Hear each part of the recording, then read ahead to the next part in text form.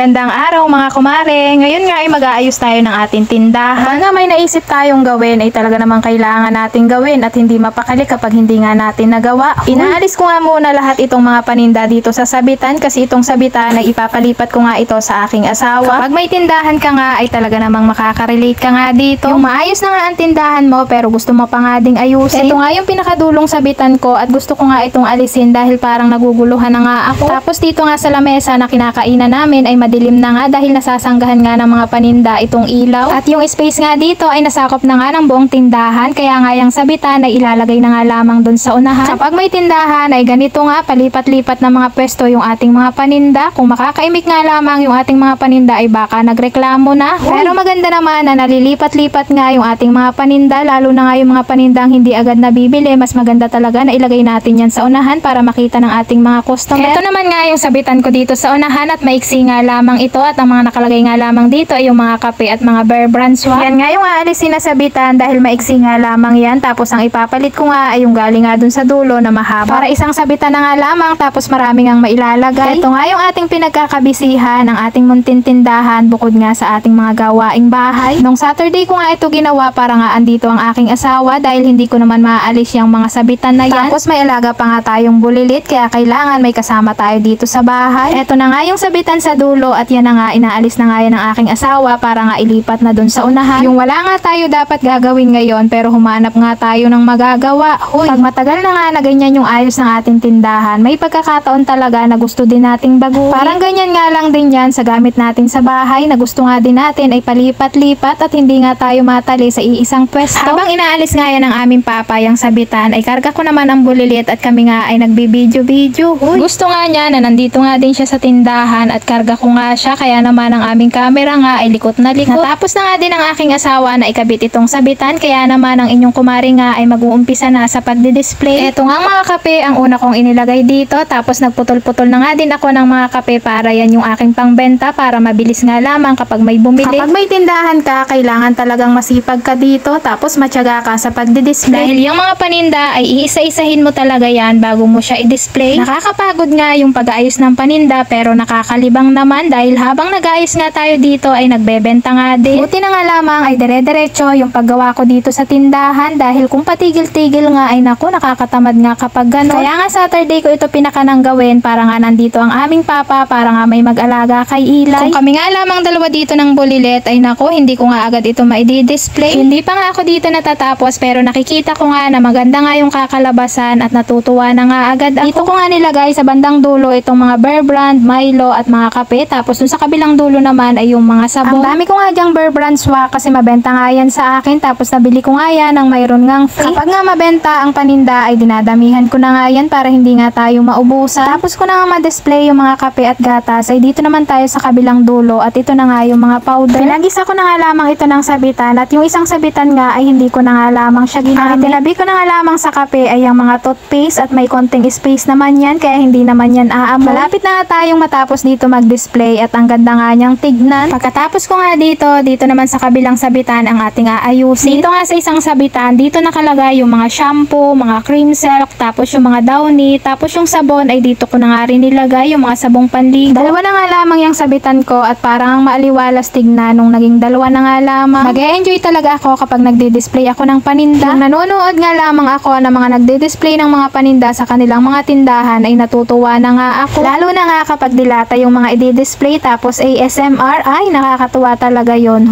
Basta nga gusto mo yung ginagawa mo at hilig mo ito ay talaga namang mag-e-enjoy ka. At ang maganda pa nga habang nag-e-enjoy ka ay kumikita ka pa kahit nasa bahay. Kaya naman lagi nga lamang nating sipagan. Yung pag-aayos ko nga ng tindahan ay sinabay ko na nga din ang paglilinis dahil gabok na nga ng mga patungan. Yung mga pinaglalagyan ko nga ng mga gupit-gupit na Milo, Bear Brand, coffee stick, ayan nga at hinugasan ko na nga din. Talaga namang gabok na nga. Habang naglilinis nga ako dito, ito nga mga order ko kahapon ay dumating nga ngayon. Pati nga itong order kong mga tubig ay dumating na nga din. Sakto naman natapos na nga ako sa aking ginagawa kaya naman ito nga mga panindang dumating ang aking ngang i-display. At ito na nga yung ating tindahan ngayon at ang liwanag na nga dito sa likod. Yan nga yung harap ng aking tindahan at yan nga yung sabitan na nilagay. Ay sarap nga sa pakiramdam kapag natapos nga tayo sa ating mga ginagawa. Pati nga pagdi-display ay natapos ko na nga din. Nakakatuwa nga na nakikita natin yung ating tindahan na lumalago kahit papaano. 3 taon na nga din itong tindahan namin simula nung lumipat kami dito at talaga namang malaking tulong ito sa amin dahil dito sa tindahan na ito ay nakakapag-ipon nga ako. Kaya thank you Lord palagi sa mga blessing. O ay siya mga kumare, hanggang dito na lang yung vlog ko. Thank you for watching. God bless you all.